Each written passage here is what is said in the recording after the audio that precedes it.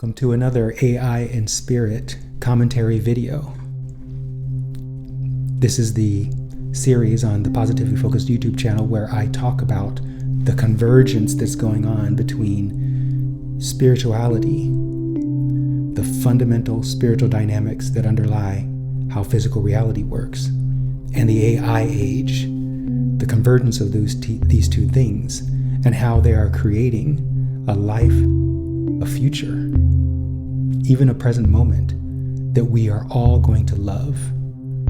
But you're only going to love it if you can see the evidence of the goodness of it, which lends credence to the value of the positively focused practice. In this episode, I'm always shaking my head because there's so much goodness going on in the world right now, leading to the future we're all at the core of us wanting to realize, to make real, to realize.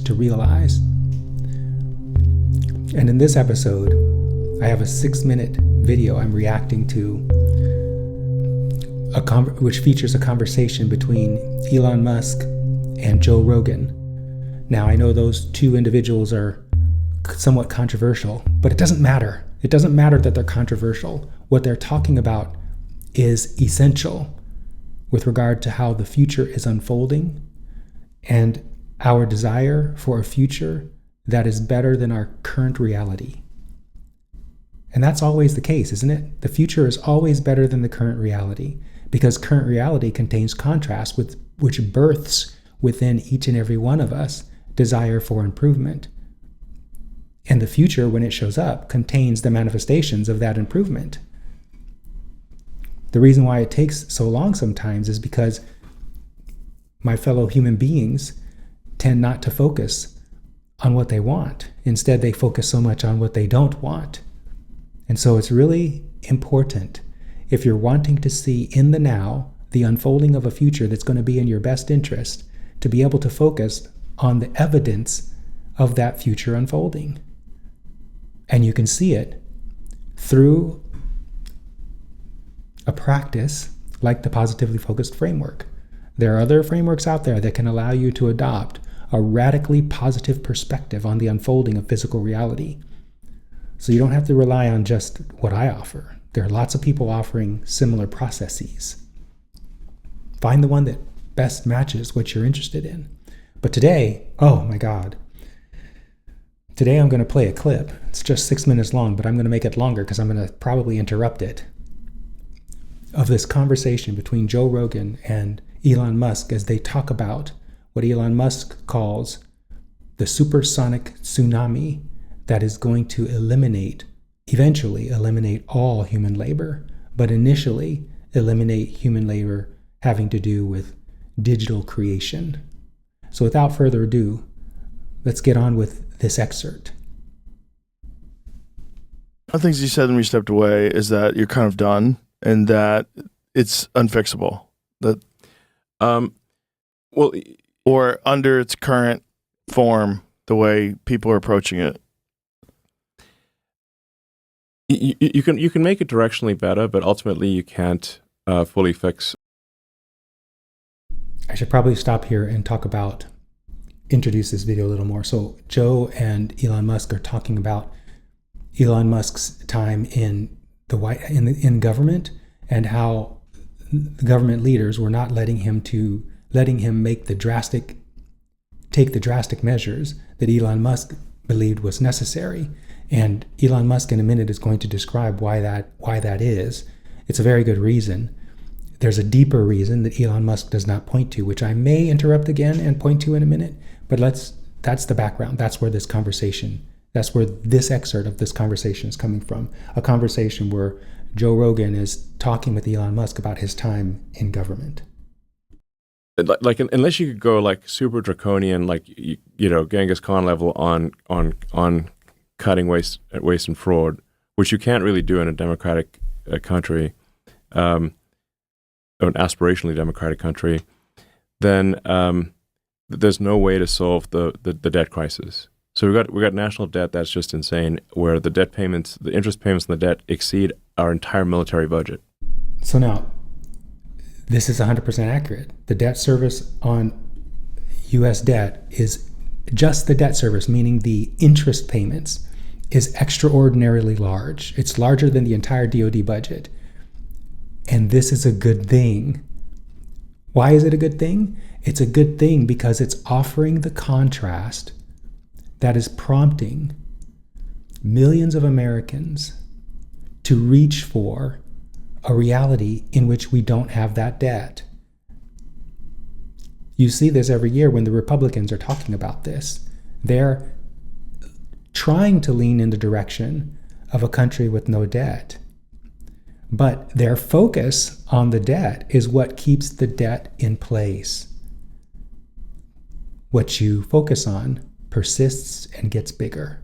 And so this is why Elon Musk had such a hard time making any headway in government, because there's so much momentum with regard to maintaining the ever-increasing debt levels. And all of that is good because the bigger the debt gets, the stronger the desire among Americans to have a future in which that debt does not exist. And so Elon Musk is pointing to something that is critical for the unfolding of the future I'm talking about, the future I see as possible, the future I see as inevitable as a result of this contrast that he's talking about. But Elon Musk can't see that future from the perspective that I'm seeing it. He sees it in a particular way. He still sees it and is hopeful, and that's why he's doing what he's doing, as he'll talk about in a few minutes. Let's keep watching. This is so awesome. That was one of the wake-up calls for me. I was like, wait a second. The interest on a national debt is bigger than the entire military budget, and growing. This is crazy. So even if you implement all these savings, you're only delaying the day of reckoning for when America goes bankrupt. So, unless you go full Genghis Khan, which you can't really do.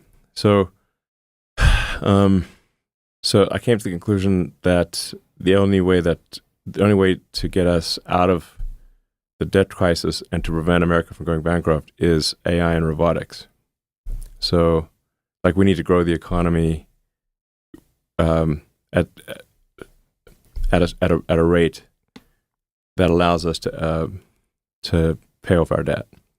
Yes, this is the thing. So it's really inspiring what he just said. We have to grow the economy in such a way that allows us to pay off that debt. And recently, Elon Musk said that he is expecting year-over-year GDP to exceed double and maybe even triple digits. Now, most Americans don't understand what gross national product is. Essentially, it means the gross national product is the value of goods and services expressed as a basket of goods and services, and how much value is in that basket. And every year, I believe, I'm speaking off the top of my head right now, I may correct it by putting an insert into the video here, but I believe the GDP growth right now is like at 3% or something like that. Elon Musk recently said that in the next 3 to 5 years, he expects GDP to grow at double digits per year over year and triple digits by 5 years from now. So this is the thing. The contrast that is evident in the national debt getting as high as it is birthing the future where we will pay off that debt and end up without any debt at all, and at some point, no need for money anymore. This is the natural unfolding of what happens when contrast shows up in your life experience, and we as a nation are experiencing this level of contrast. It's not just economic contrast, it's political contrast, and it's sociological contrast, and it's healthcare contrast. So it's all these contrasts, all these what people would say negative circumstances are actually extremely positive circumstances, because the moment we experience them, we throw, so to speak, into the vortex, into non-physical reality, the moment of becoming, our desires. And when we throw our desires are born of what we don't want. When we throw our desires, what we do want, into that state of becoming, the universe instantly takes hold of it and begins to create a reality consistent with our desires. And again, the only thing that slows that down, the unfolding of it, the full manifestation of it in physical reality is whether or not human beings are focusing on what they want or focusing on what they don't want. In other words, the same thing I teach my clients at the individual level is happening at the co-creative consensus national level. And so when there is a predominant number of us, it doesn't take a lot. It's not like majority when I say dominant level. It can happen with just one person. When one person who is purely tapped into the stream of all that is leans in the direction of what they want must become. And it happens as a co-creation. So right now, we have, just in the United States, millions of people who are focused on the unfolding future that is the AI-enabled future where sustainable abundance is the rule. And so millions of people who are all lined up in that orientation can override or create or manifest a reality consistent with their desires, even when the other 279 million other Americans are focused on what they don't want. Because those people are disempowered. They're not aligned with source. They are just like the million people. They are focused on what they are throwing what they do want into the vortex, into non-physical, into the moment of becoming, just as the million people who are aligned with what they want are doing. But because the 279 million people who aren't aligned in that way are doing it indeliberately, they're focused more on what they don't want than what they do want, they can't see the evidence of that unfolding. But the million people who are aligned with what they're wanting, the people working in artificial intelligence, the people who are working in 3D printing, the people who are working in developing AGI, the people who are working on developing humanoid robots, the people who are working on solar technologies and other aspects of the stellar future, these people are aligned with, can see the evidence of, and therefore are inspired by and leaning into more of what they want. And more so than what they don't want. And so they are aligned with source. And so they are ruling the day, so to speak, in terms of the unfolding of the future. And Elon Musk is one of these people. So am I. And so are my clients. Let's keep watching. I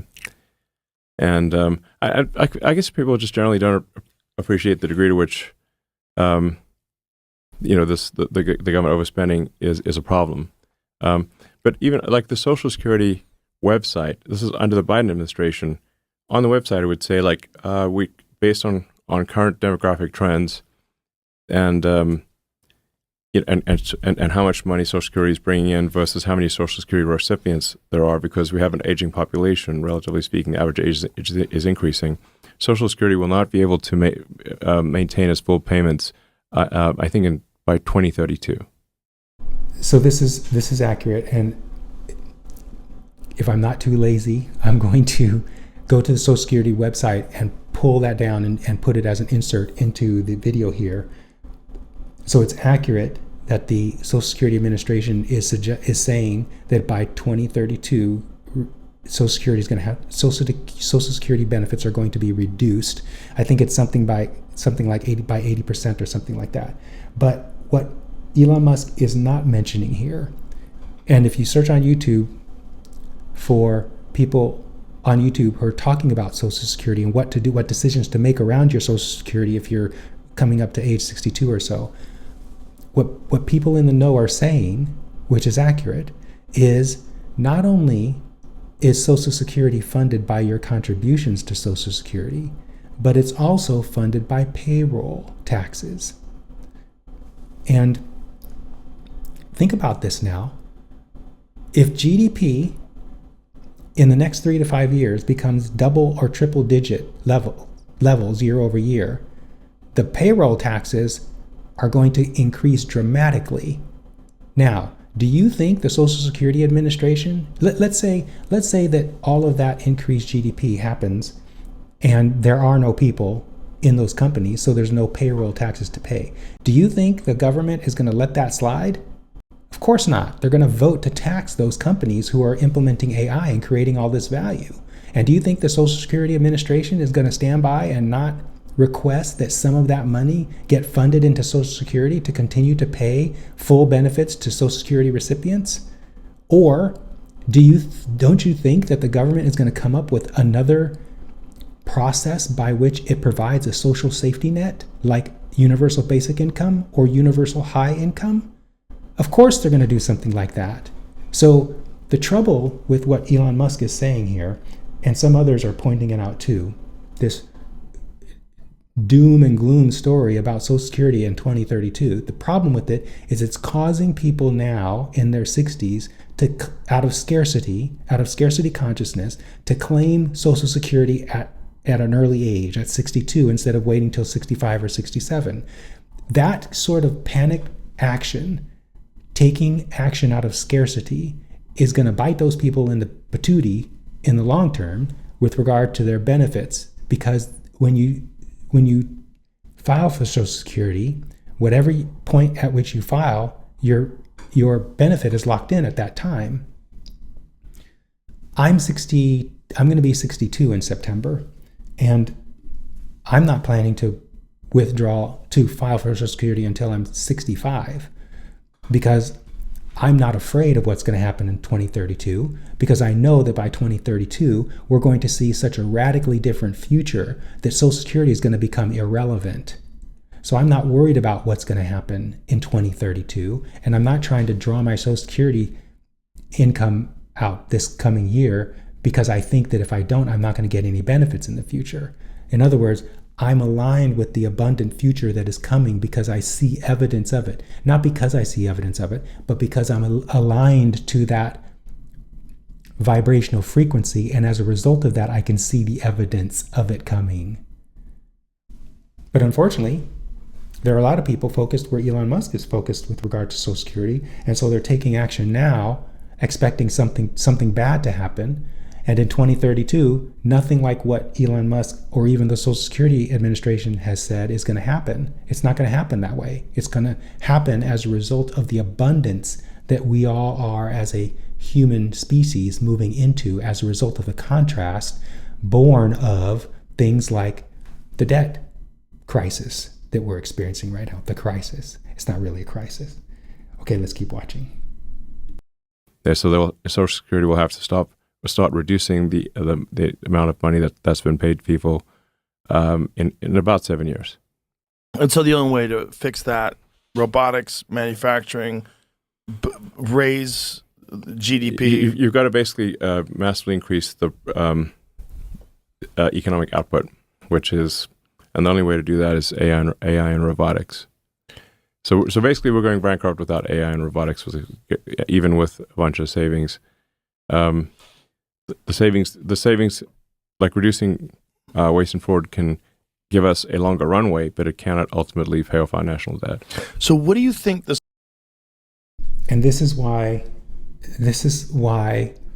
the current moment, as all current moments, is so perfect, so elegantly designed, because the combination of the contrast that exists, in this case we're looking at the United States debt service, the economic contrast that exists, the combination of that and our desire for well-being and improvement, and the desire on those people such as Elon Musk to see a certain future, this combination, it couldn't go any better. We need the contrast of high debt. And by the way, that debt represented by the United States debt is reflected. The U.S. debt is the macrocosm of the microcosm represented by American citizens. Most American citizens have a shit ton of debt. So the macrocosm reflects the microcosm and vice versa. And so a lot of people in the United States are experiencing at their individual economic state the same pressure that the government is facing. And so this contrast is creating the fertilizer for people to ask for something other than what they're having, improvement. And the moment they ask, the universe takes a hold of that and begins to create a reality in which what they're asking for exists. And so for people to experience that reality, they have to become a match to it, which means they have to line up with it. And that's what we're seeing. What I just described is the elegant dynamic of how we collectively create reality. We create reality as a result of experiencing contrast. That contrast births within us a desire for improvement. And that desire for improvement is then taken hold of by the universe, and a reality consistent with that is created. And then it's our job to line up with that reality by aligning our vibrational frequency so that it is tuned to that reality. And when we do that, we begin in the moment to begin seeing evidence of it. The first bit of evidence that we see is not seen with our eyes. It's felt through emotion. And the emotion that indicates you've lined up is a feeling that is positive. Hopefulness, optimism, eagerness, these types of emotions. That tells you that you are lined up with that future probable reality in which you have what you want. So good. Let's keep watching. Solution is to the jobs that are going to be lost because of AI and robotics, the jobs due to automation, the jobs due to no longer do we need human beings to do these jobs because AI is doing them. Do you think it's going to be some sort of a universal basic income thing? Do you think there's going to be some other kind of solution that has to be implemented? Because a lot of people are going to be out of work, right? I think there will be actually a high demand for jobs, but not necessarily the same jobs. So, I mean, this process has been happening throughout modern history. I mean, there used to be like doing calculations manually with like a pencil and paper. It used to be a job. So they used to have like buildings full of people called computers, where the banks would all you do all day is you do calculations because they didn't have computers. They didn't have digital computers that people Abacus. do. Yeah. Well, it was just people would just like add and subtract stuff on a piece of paper, and that would be how banks would do, financial processing. And you'd have to literally go over their equations to make sure the books are balanced. Yeah, and most times it's just simple math. Like, like in a world before computers, how did you calculate? How did you do transactions? You had to do them by hand. So then when computers were introduced, the job of doing, bank calculations no longer existed. So people had to go do something else. And that's what's going to happen. That's what is happening at an accelerated rate due to AI and then robotics. That's the issue, though, right? The accelerated rate, because it's going to be. It's the accelerated. It's just happening. Like I said, like AI is the supersonic tsunami. So that's what I call it, supersonic tsunami. So it's like, what other jobs will be available that aren't available now because of AI? Well, AI is really still digital. Ultimately, AI can improve the productivity of humans who build things with their hands or do things with their hands, like literally welding, electrical work, plumbing, anything that's physically moving atoms, like cooking food or farming or like anything that's physical. Those jobs will exist for a much longer time. But anything that is digital, which is like just someone at a computer doing something, AI is going to take over those jobs like lightning. Coding, anything along those lines, yeah. It's going to take over those jobs like lightning. Just like digital computers took over the job of people doing manual calculations, but much faster. So there you have it. The supersonic tsunami, that is artificial intelligence, is going to, like lightning, take over all the jobs that involve digital production. Those jobs that involve moving atoms around are still going to take a while to overcome. But humanoid robots are quickly following artificial intelligence. And humanoid robots, the physical form factors, they may not all look like humans. They are going to take the place of humans moving atoms. And the unfolding of all of this is magnificent. It's so elegant. The disruption that's going to occur is going to be so smooth And the way that the government is going to respond is going to be equally smooth. It may lag a little, the government, because they tend to wait till things get close to horrible before they take action. But they're still going to take the right action. Why? Because the government is made up of people, and people at the source are pure positive energy. And in the ultimate end, they always take the right action, the right inspired action. So we're moving into a world that is going to knock your socks off. And to the degree that you're lined up with it now, which means you're feeling positive emotion and you're seeing the evidence of this world unfolding, to the degree that you're lined up in that way, you can see the evidence and you are delighted and eager and inspired and appreciative of conversations like this one. It's how I feel. It's increasingly how my clients are feeling.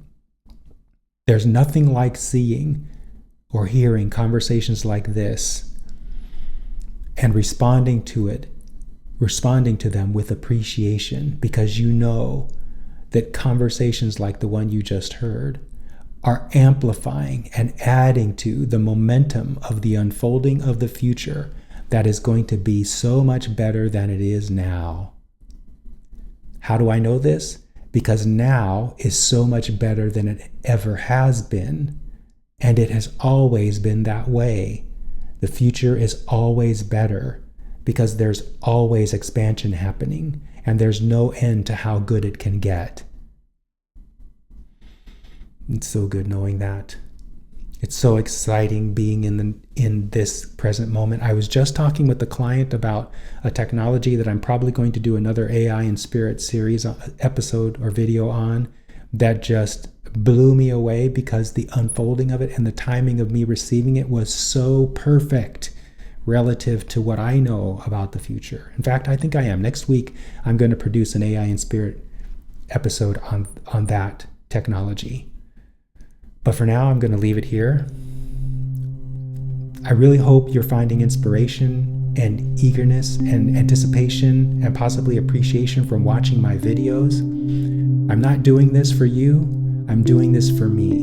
I'm doing this as a way of amplifying my own alignment to everything I know is possible. And the more I do these videos, the more evidence I see, including new clients coming to me, including more evidence of my core desires happening in my life. If you want some of what me and my clients are discovering, by all means, reach out. It's an adventure. It's an adventure to be had, just like your life is. All right. See you in the comments, or see you in the next video.